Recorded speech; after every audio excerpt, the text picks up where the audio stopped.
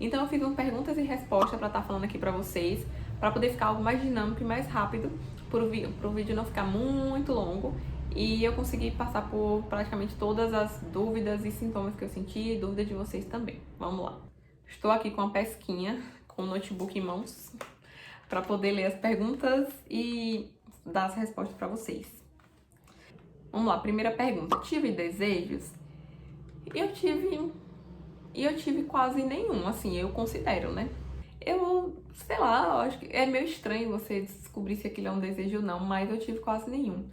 Uma das coisas que eu tive, assim, que eu digo que foi um desejo, foi a sopa. Eu tive vontade de comer sopa. E de início era só sopa, não tinha um lugar específico. E aí eu comprei as coisas e pedi pra minha sogra fazer. E ela fez, eu comi, tava uma delícia. Porém, aquela vontade de comer sopa não passou, mesmo que eu tinha comido. Isso foi bem lá no iniciozinho, antes mesmo de eu comer sopa todo dia no almoço. E aquela vontade de comer sopa não passou. E depois ficou ainda aquela vontade de comer sopa e eu descobri que era a sopa da minha mãe que eu queria. Ficou o gosto da sopa dela na minha boca. E aí eu comprei novamente as coisas e pedi pra ela fazer. E realmente a sopa que ela fez era exatamente o gosto que eu tava querendo. E depois que eu comi, passou. Não tive mais vontade de comer sopa. Outra coisa foi cuscuz com leite. Eu queria porque queria cuscuz com leite. E aí meu esposo, ele foi de noite comprar um leite, leite de vaca. Não poderia ser leite de caixinha, porque o gosto é diferente. Era aquele leite que vende ou naquelas garrafas PET, sabe? Que a gente leva a garrafa e traz, ou aquelas que vende no saquinho. Aí ele foi de noite, procurou, aí achou, eu comi cuscuz com leite e a vontade passou. No mais, não digo que era uma vontade assim, mas se eu visse alguma comida, eu queria aquilo. Se eu visse alguém comendo sei lá, um hambúrguer, eu ficava com vontade de comer um hambúrguer. Então, até passando no Instagram mesmo, eu passava no Instagram, via alguém comendo alguma coisa, via uma comida, me dava vontade de comer aquilo. Então não era bem um desejo, assim, que surge do nada, era eu via e dava vontade de comer. Próxima pergunta. Parei de comer ou beber algo? E questão de enjoo, né, como eu falei, eu parei de comer essas coisas por causa de enjoo, mas por questão de precaução da gestação, foram algumas coisas, algumas recomendações que os médicos nutricionistas, eles indicam. Que é carne mal passada, sushi, coisas cruas, né? Gema mole de ovo, essas coisas. Tudo que envolvia coisa mal passada ou crua, eu não comia, apesar que eu já não comia muito. Porém, quando eu tinha a oportunidade de consumir, eu não consumia. Bebida alcoólica eu praticamente também não tomava, mas às vezes tomava um vinho, alguma coisa assim, eu também não consumo. Desde que eu descobri, eu não consumo nada de bebida alcoólica. Café, eu tomava muito café, porém eu passei um bom tempo sem tomar nada, mas eu voltei a tomar depois que eu pesquisei mais, tive orientação, e eu tomo no máximo uma xícara pequenininha assim, no máximo uma por dia. Às vezes eu divido essa xícara em dois, pra poder tomar no café da manhã e à noite, pra poder consumir duas vezes. Mas na maioria das vezes nem chega a uma xícara, porque realmente eu reduzi muito e meu paladar, ele perdeu um pouco dessa vontade que tinha de tomar café que eu tinha antes. Isso foi uma das coisas também. Outra coisa foi, tipo, maionese, salada, esse tipo de coisa também eu não consumo na rua. Essas maioneses caseiras, sabe? Porque eu não sei como foi feito. Não sei se foi feito com ovo cru, que não pode, porque tem algumas maioneses que são feitas de ovo cru. Ou se o ovo tava bom quando eles cozinharam. Não sei como higienizaram salada, essas coisas. Então, quando eu peço um hambúrguer, alguma coisa que vem salada, uma coisa assim do tipo, eu retiro, não consumo. Só consumo em casa. Então, eu passei a higienizar muito mais minha salada. Já higienizava, mas também tenho um cuidado maior de higienização e de não consumir essas coisas. Outra pergunta. Parei de fazer algo que fazia? Algumas coisas que eu parei de fazer eu parei de passar produto no cabelo. Tinha até um vídeo aqui no canal, tem um tempinho, tem uns 2 anos que eu fiz esse vídeo, mostrando um produto que eu utilizava para poder alisar mais meu cabelo e reduzir um pouco mais o volume dele. Aqui tá só escovado. E eu parei de passar ele no cabelo, porque não pode passar nenhum tipo de produto, nenhum tipo de pintura. E isso foi algo que realmente eu cortei, assim, não faço. E nem tem alguns produtos, algumas coisas que você consegue passar, que diz que é liberado para gestante, para lactante, porém eu evito, não, eu prefiro não arriscar. Outra coisa também, pintar os pelinhos, assim, pelo de braço é tanto tá meio escurinho aqui, sabe? Que eu pintava também, mas falam que não pode, eu também parei de fazer isso. Dá pra esperar, sabe? É pouco tempo, são só 9 meses, dá pra esperar do que assumir algum risco. Eu prefiro optar por cortar do que ficar paranoica, sabe? Com isso. Eu evito também, tô evitando subir em coisas, tipo subir na cadeira pra limpar uma estante, alguma coisa, eu tenho evitado por precaução pra não cair, pra não, sabe? Tenho um pouco de medo de cair assim da altura. Então eu evito fazer essas coisas, evito pegar muito peso. No mais, foi isso que eu deixei de fazer, ou evito fazer.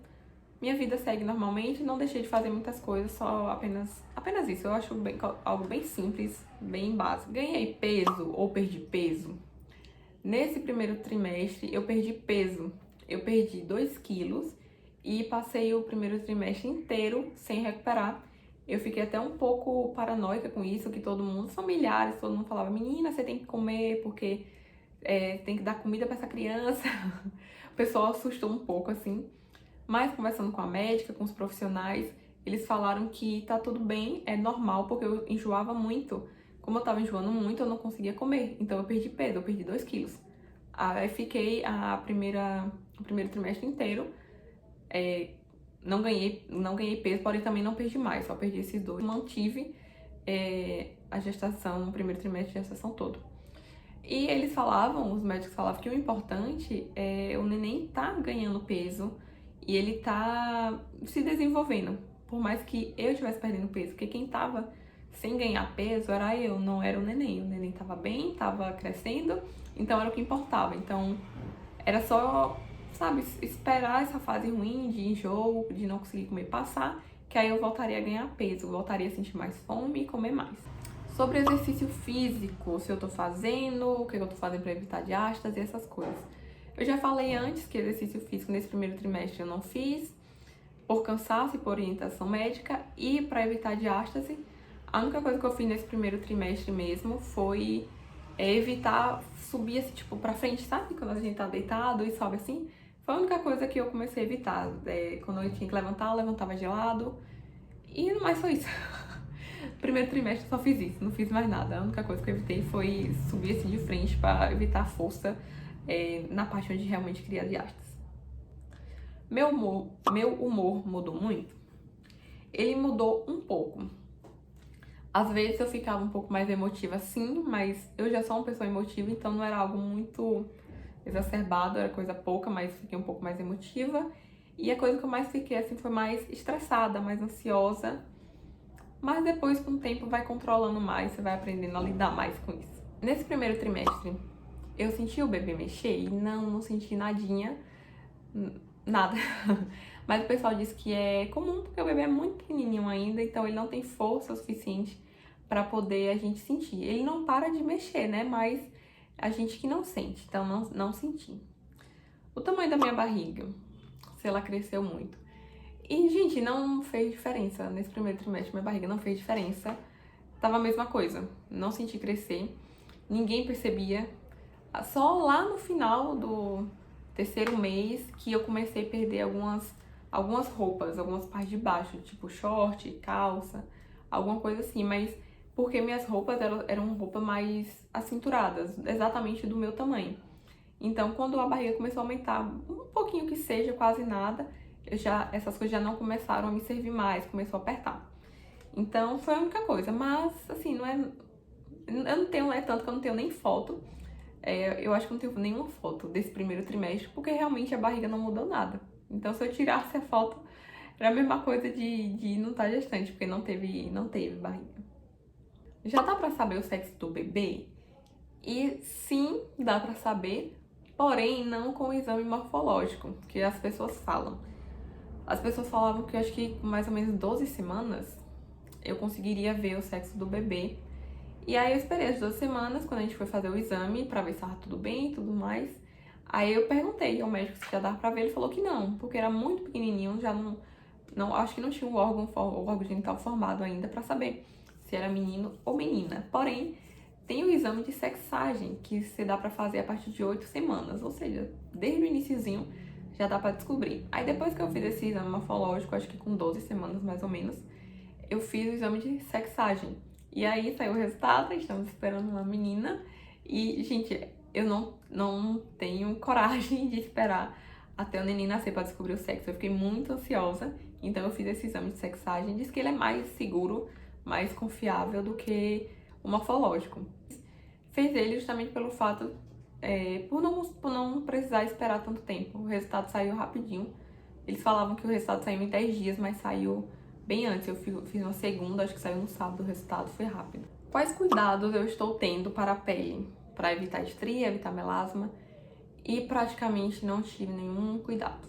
Eu sou bem assim, tipo, sabe? Com essas coisas. Eu até queria cuidar mais, mas eu não lembro. Mas eu comprei um creme que eu vi o pessoal indicando, que foi esse aqui, da CeraVe, acho que é assim que fala.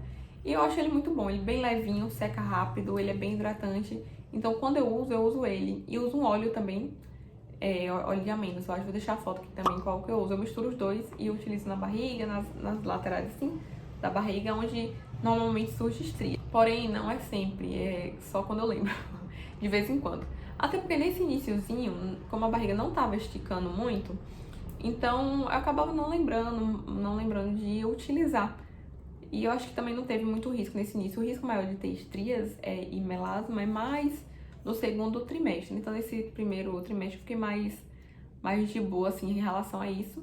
Em relação ao melasma, a única coisa que eu tentava fazer também era evitar o sol. Evitar ficar no sol. Ou quando ia pro sol, passar protetor solar. Então, outra coisa muito importante, também não adianta se entupir de creme, se entupir de coisa, se não beber água.